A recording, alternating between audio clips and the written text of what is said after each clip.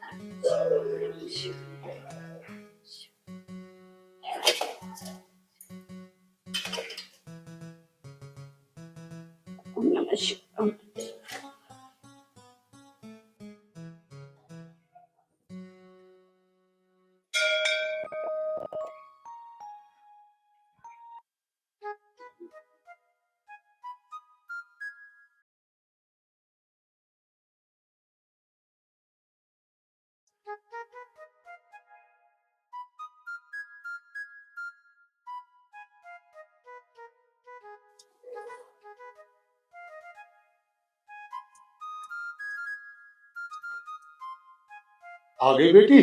हाँ पिताजी आ गई। पिताजी तुम इतनी बीड़ी मत पिया करो।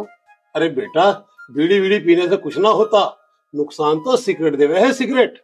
पिताजी बीड़ी हो चाहे सिगरेट, नशा तो नशा होता है और ये सब बीमारी की जड़ होती है। ये हुई ना बात। अब मैं एक काम करती हूँ, भैया को फोन लगाती हूँ। हमेशा रक्षाबंधन पे लेट आते हैं और वो भी शाम तक इंतजार करवाते हैं।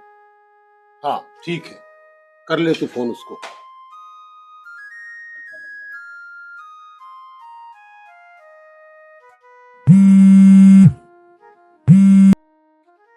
हेलो। हेलो। हाँ गुड़िया, कैसी है? आपकी गुड़िया आपसे नाराज है भैया। क्या हुआ गुड़िया? आखिर नाराजगी की भी कोई वजह होगी, वो बता। हमेशा आप रक्षाबंधन पे शाम के टाइम तक आते हो और सुबह ही चले जाते हो। इस बार ऐसा नहीं चलेगा। चल ठीक है, इस बार आऊंगा ना तो वापस नहीं जाऊंगा। सच में भैया? हाँ वैसे भी ना बॉर्डर के हालात बहुत खराब चल रहे हैं, तुम हमेशा के लिए वापस आ जाओ भैया। वापस तो आ जाता गुड़िया, लेकिन तुझे तो पता है बॉर्डर का, अगर आज लोग चैन से सो पाते हैं तो इसकी वजह तेरे भाई जैसे सैकड़ों फौजी हैं। और हम जैसे भाई अपनी बहन की रक्षा के लिए कुछ भी कर सकते हैं तो देश तो हमारी माँ है गुड़िया। ठीक है भैया, मुझसे गलती हो गई, अब माफ भी कर दो। तू एक बात बता गुड़िया, आज तक कभी ऐसा हुआ है कि रक्षाबंधन हो और तेरा भाई ना आया हो? कल जरूर आ जाना। चल ठीक है। क्या बात है भाई जवान, बैठो बैठो। फोन पे बात चल रही है? जी साहब। एक बात कहूँ, बहुत खुशनसीब हो तुम, ये तुम्हें पूरा परिवार मिला। नहीं साहब, मेरा पूरा परिवार नहीं है। बचपन में ही मेरी माँ मुझे छोड़कर चली गई थी, और रही बात खुशियों की, जब से माँ खत्म हुई है तब से घर जाने का मन नहीं करता। मन क्यों करेगा? एक बात बताऊं बेटा, अगर शादी हो जाती ना तो घर से आने का भी मन नहीं करता। और वैसे भी छुट्टी तो तैने ले रखी है, और कल रक्षाबंधन भी है तो घर तो जाएगा ही। हाँ सर, आज शाम में घर के लिए निकलूंगा। एक बात कहूं, तुम्हें तो पता है आयुष कि बॉर्डर के क्या हालात हैं। इस टाइम तो यहाँ जवानों की आवश्यकता है ना। पता है मैंने तुम्हारी छुट्टी क्यों पास करी है? तुम साल में सिर्फ एक बार छुट्टी लेते हो, वो भी रक्षाबंधन पर। अगर ऐसी बात है सर तो मैं अपनी छुट्टी कैंसिल करवाता हूँ, क्योंकि मेरे घर पर तो सिर्फ मेरी एक बहन इंतजार कर रही है, और मेरे यहाँ खड़े रहकर ना जाने देश की कितनी बहनों के स्वास्थ्य की रक्षा कर सकूंगा। और मैं अपनी ही बहन नहीं, देश की तमाम बहनों की रक्षा करूंगा। शाबाश सोल्जर, शाबाश। मुझे तुमसे यही उम्मीद थी। आज तो बहुत लेट हुई, पहले पिताजी को चाय दे देती हूँ। लो पिताजी चाय पी लो। ले आई बेटी? हाँ। लाओ ले। पिताजी विक्रम कहाँ है? तुझे ना पता? ना। हाँ, आज तो नवाब यादव क्रिकेट खेलने गए होंगे। अब देख लो पिताजी, एक भाई तो बॉर्डर की नौकरी छोड़ के भी राखी बंधवाने आता है, और एक ये है घर के घर में शाम तक इंतजार करवाता है। बेटा, अभी उसे अपनी जिम्मेदारी का एहसास ना है, सब समझ जाओगे धीरे धीरे। सही कह रहे हो पिताजी तुम। अच्छा मैं ना सुषमा चाची के यहाँ हुआ हूँ, मैं ना उनके गेस्ट में रखी हूँ। ठीक है, फिर भैया भी आते ही होंगे। ठीक है, जरा जल्दी आना। ठीक है। ठीक है पिताजी।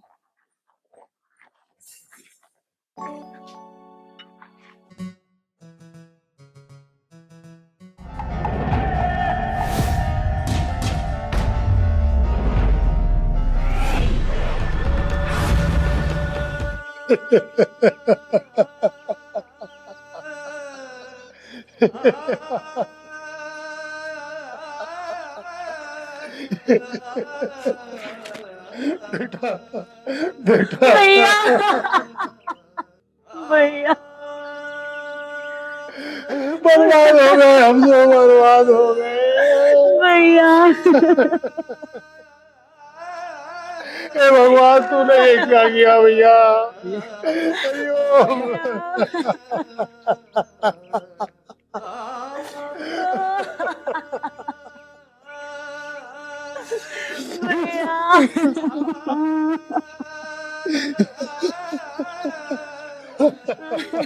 भैया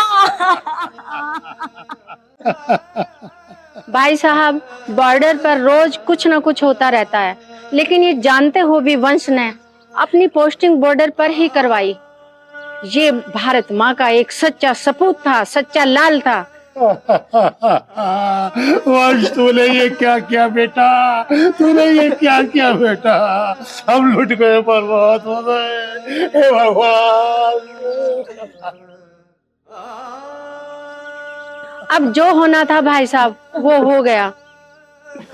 मुझे मेरे भैया को राखी बांधनी है। भैया उठो ना। भाई साहब, शहीद होने से पहले वंश ने दुश्मन की पूरी बटालियन का खात्मा कर दिया और उसकी आखिरी इच्छा ये थी कि मैं रक्षा बंधन पर अपनी बहन के पास पहुंच जाऊं।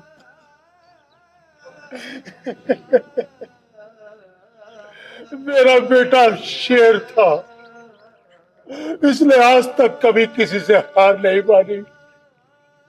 ये कहीं भी होता था, लेकिन रक्षाबंधन के दिन अपनी बहन से राखी बंधवाने जरूर आता था। और आज भी इसने अपना वचन नहीं तोड़ा। दम तोड़ने के बाद भी आखिर अपनी बहन के पास पहुंच ही गया। ये सच में शेर था। अगर ये बॉर्डर पर खड़ा हो गया ना तो दुश्मन के पसीने छूट जाते थे, और आज हमने ऐसे शेर को खो दिया। हाँ भाई साहब, आज हम खाली हाथ जा रहे हैं, लेकिन हमारे पैर हमारा साथ नहीं दे रहे हैं। आज हमें ऐसे लग रहा है जैसे हम जंग पर तो जा रहे हैं, लेकिन हथियार घर भुलाए हैं। ठहरो, मैं एक फौजी का बेटा और एक फौजी का ही बाप हूं। मेरे यहां से अगर तुम यूं खाली हाथ चले जाओगे तो इस भारत माता को मैं क्या जवाब दूंगा? मेरे पास एक और शेर है, मैं इसे भी देश को समर्पित करना चाहता हूं। नहीं पिताजी, मैं नहीं जाऊंगा। तू पागल हो गया है क्या? ये क्या कह रहा है तू? अरे पागल, देश के ऊपर शहीद होने का हर किसी को नसीब नहीं हो। आप ठीक कह रहे हैं पिताजी, बस मुझे ये जानना है, जो फौजी इस देश के लिए शहीद होता है उसके लिए हमारा देश क्या करता है, और शहादत देने के बाद ये देश उस परिवार को मुड़कर भी नहीं देता। विक्रम बेटा, मैं यही कहूंगी, देश की सेवा करने से जो सुकून मिलता है शायद ही वो किसी और कार्य करने से मिले। लेकिन ये कोई शर्त और नियम नहीं है कि हम तुम्हें फौज में भर्ती करें, लेकिन एक हिंदुस्तानी होने के नाते तुम्हें देश की सेवा करनी चाहिए। मैं आपकी बात से सहमत हूँ, लेकिन हमारा देश नियम पर नियम बनाने में लगा हुआ है। जब कोई लड़का भर्ती देखता है और भर्ती होता है तो वो सोचता है उसकी जिंदगी सेट हो गई। ये नियम भी एक फौजी के लिए खत्म हो चुका है। वो सिर्फ देश की सेवा 4 साल के लिए ही कर सकता। अब आप ही बताइए मुझे, क्या 4 साल के बाद एक फौजी बूढ़ा हो जाता है जो उसको फौज से निकाल दिया जाता है? मैं कुछ नहीं जानता, बस तू मुझे इतना बतला दे कि जिस दुश्मन देश ने तेरे भाई को मारा है, क्या तू उससे अपने भाई की मौत का बदला लेने चाहेगा या नहीं? जाऊंगा पिताजी, और दुश्मन की ईंट से ईंट बजा के आऊंगा। लेकिन ऐसा कोई नियम नहीं है, हम इसे अपने साथ नहीं ले जा सकते। क्यों नहीं ले जा सकते? क्या ये देशद्रोही है? क्या इसके दिल में देश की सेवा करने का जज्बा नहीं है? बोलो, क्यों नहीं ले जा सकते? ये जाएगा और दुश्मनों के दांत खट्टे करेगा। मेरे वंश की आत्मा को तभी शांति मिलेगी जब ये फौज में भर्ती हो जाएगा।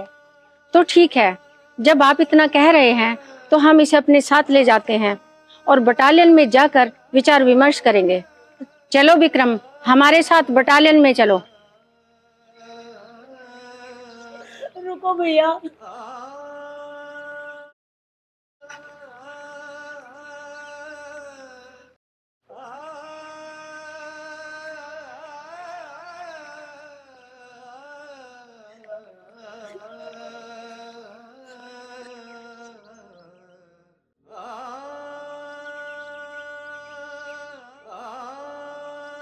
भैया, तुम देश की रक्षा के लिए जा रहे हो और तुम्हें कुछ हो गया तो? मैं तुझे वचन देता हूँ, जब तक तेरा भाई जिंदा है ना, मैं तुझे कुछ नहीं होने दूंगा। और दूसरी बात, मैं तुझे रक्षाबंधन पे भी इतना इंतजार नहीं कराऊंगा।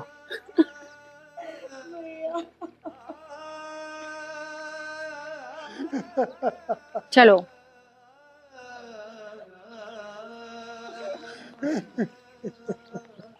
पिताजी।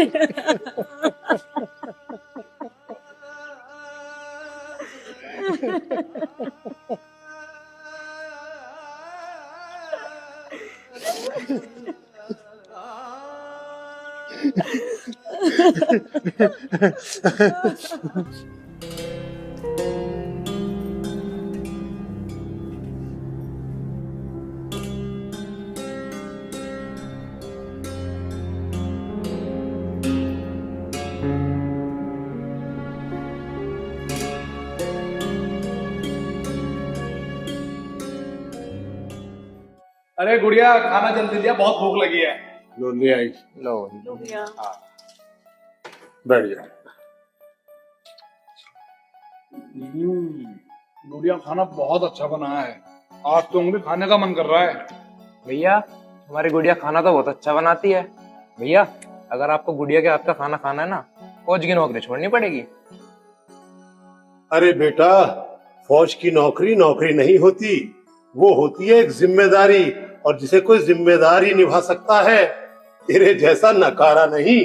पिताजी, मुझे उठानी भी नहीं है ये जिम्मेदारी, वरना कौन खाएगा रोज रोज गुड़िया के हाथ का खाना।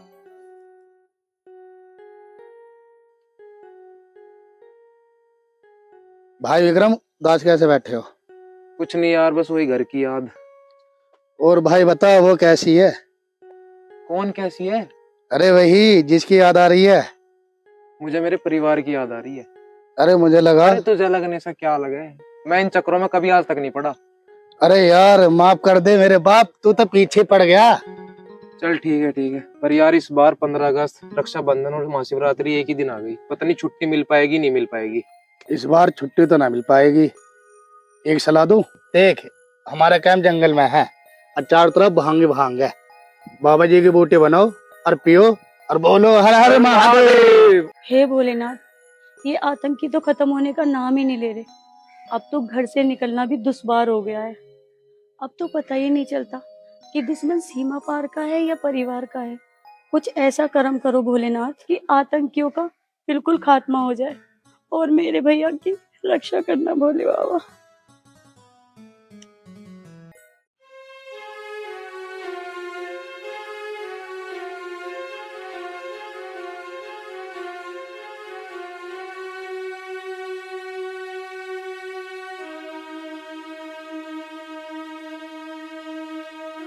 पिताजी, कैसे उदास बैठे हो? कुछ नहीं बेटी, मुझे आज फिर से वो मनहूस दिन याद आ गया जिसे लोग रक्षाबंधन के नाम से मनाते हैं।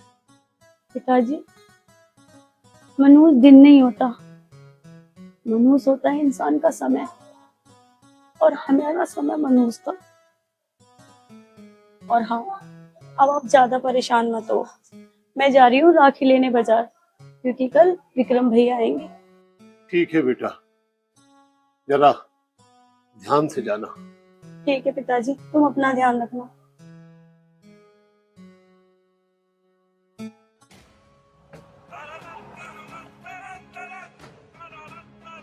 बोल भाई नीचे उतर। भैया हमें छोड़ दो। अबे काफिर की औलाद, तेरी तो हमसे शिकल भी नहीं मिलती, तो तू हमारा भाई कैसा हुआ? निकल दे। कौन?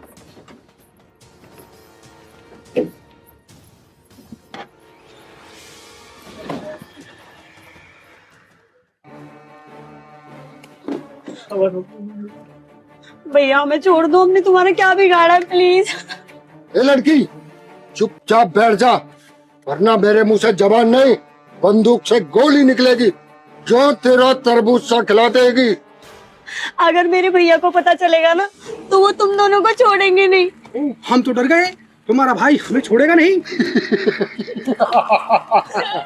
और कसम है हमें उस खुदा की, जब तक हम कश्मीर को पाकिस्तान में नहीं मिला लेंगे, जब तक चैन से नहीं बैठेंगे। चलो भाई, अंदर डालो इन्हें, अंदर रख दो, और इसे ले चलो लड़की को भाई का अंदर पर। मेरा हाथ छोड़ प्लीज, प्लीज मुझे छोड़ दो। क्या सूचना पक्की है? अगर ये बात है ना, तो ये बात तो देश के लिए बहुत खतरे वाली है। ठीक है। जय हिंद सर। जय हिंद। सर कल मुझे घर जाना है। क्यों? मेरी गुड़िया मेरा घर पे इंतजार कर रही है, और मैंने उसे वादा किया था कि मैं उसके पास जरूर आऊंगा राखी बंधवाने। ठीक है, जाना चाहते हो चले जाओ, पर जाने से पहले मुझे एक बात बता के जाना। जब एक बहन अपने भाई को राखी बांधती है ना, तो उससे एक वचन भी लेती है। क्या तुमने अपनी बहन से राखी बंधवाते टाइम उसे कोई वचन दिया? सर इसमें वचन की जरूरत नहीं होती, जब तक एक भाई जिंदा होता है उसकी बहन को कोई कुछ नहीं कर सकता। एक बात कहूँ जवान, जब तुमने ये फौज ज्वाइन की थी ना, ऐसा ही एक वचन इस धरती माँ को दिया था कि जब तक मेरी आखिरी सांस चलेगी ना, तब तक मैं इस धरती माँ की सेवा करूंगा। और आज वही दिन है। मैं कुछ समझा नहीं सर। एक खुफिया जानकारी मिली है कि कुछ आतंकवादियों ने कुछ बच्चों को और कुछ महिलाओं को किडनैप कर लिया, और बदले में 50 करोड़ रुपए और एक हेलीकॉप्टर की मांग करी है, वो भी सिर्फ 2 घंटे के अंदर। अब बताओ तुम क्या करना चाहते हो? सर मैंने इस बार अपनी बहन को वचन दिया था कि मैं समय से पहले आकर उससे राखी बंधवाऊंगा, लेकिन सर मैं आपको वचन देता हूँ, जब तक मैं उन बहनों को रिहा नहीं करा दूंगा, मैं अपने घर नहीं जाऊंगा। ठीक इसी तरह तुम्हारा भाई भी देश सेवा के लिए तैयार रहता था। चलो तो जवान, मिशन चालू करते हैं।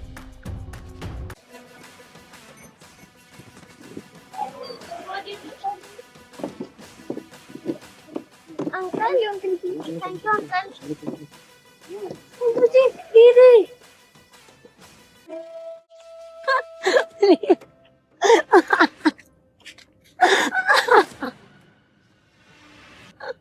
प्लीज मुझे जाने दो। खामोश, और अब की बार आवाज नहीं निकलनी चाहिए। भाईजान, ये अपने भाई के नाम से डरा रही थी हमें। तुमने इसे बताया नहीं कि हम कौन है? तुम चाहे जो भी हो, लेकिन मेरा भाई शेर है, शेर। तुम जैसे कुत्तों का 1 मिनट में खात्मा कर देगा। ए लड़की, चुप बैठ जा, नहीं तो 1 मिनट में खात्मा कर दूंगा। अब्दुल, लगा फोन उस कप्तान को।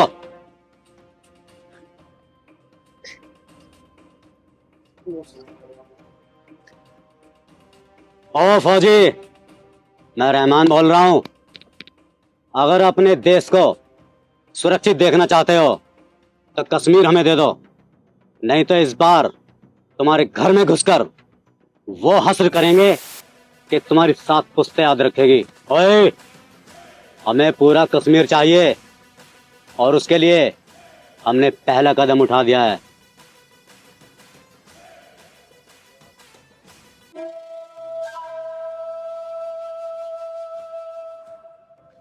हमने तुम्हारे मुल्क में घुसकर अपने काम को अंजाम देना शुरू कर दिया है और अब तुम्हें हमारी मांगे पूरी करनी होगी, नहीं तो इन बच्चों और औरतों को यहीं काट कर दफन कर देंगे।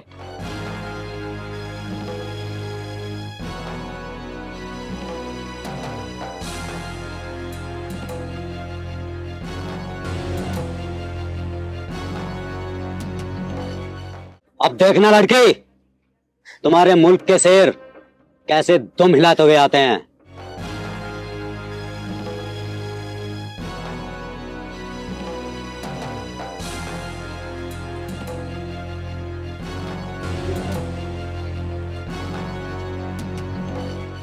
भाईजान, लगता है सरकार ने हमारी बात नहीं मानी। अब इनका कुछ ना कुछ तो करना ही पड़ेगा। हाँ भाईजान, कुछ ना कुछ तो करना पड़ेगा। तो फिर ठीक है, एक एक करके इनकी लाश भेजना चालू कर दो सरकार के पास। ओए, अगर किसी ने इस लड़की को हाथ लगाया, तुम सबका वो हाल करूंगा, खुद को आईने में पहचानने से मना कर दो। भैया ए फौजी, मजबूर है लेकिन फिर भी आवाज बहुत अच्छी निकल रही है। अरे पकड़ी से।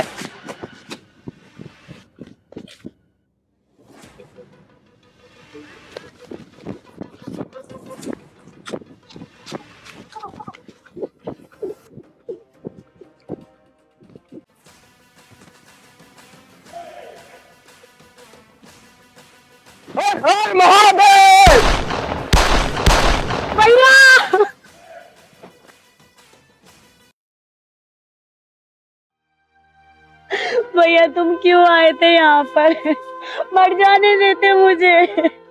मैं वही बदनसीब बहन हूँ जो पिछले रक्षाबंधन पे अपने बड़े भाई को खा गई और इस रक्षाबंधन पे कोई कसर नहीं छोड़ी। तो पागल है, एक भाई के होते हुए उसकी बहन को कुछ हो जाए तो क्या फायदा ऐसे भाई होने का। आज मैं सिर्फ तेरे लिए नहीं आया था, हम तमाम बहनों के लिए आया था जो हम फौजी भाइयों के लिए महादेव से प्रार्थना करती है। भैया अब मुझे अपने भोलेनाथ पर पूरा भरोसा हो गया कि वो कुछ भी गलत नहीं होने देंगे।